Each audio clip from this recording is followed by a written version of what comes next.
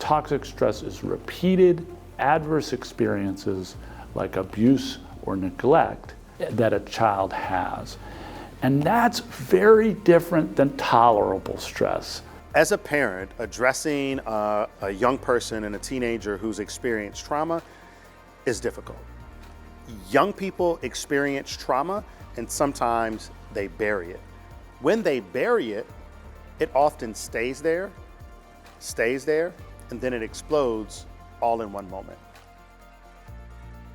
Toxic stress has long and sometimes continuous impact on children unless a buffering adult relationship can come in and support that child. So for the young child who's had early abuse and neglect, and then let's say goes through multiple different foster placements, something that's all too common in our society, well, those children are very high likelihood to have significant social, emotional, even cognitive impairments. And as we track those children through the teen years, even into adulthood, they're at risk for lots of negative health outcomes.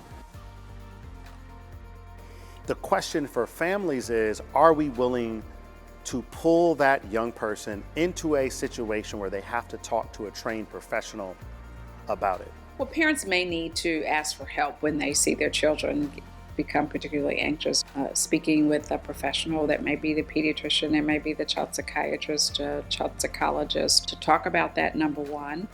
Number two, to teach a child coping skills.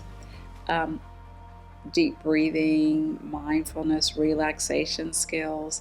And I really do encourage families to make sure there is time for just free play. I think that's very important.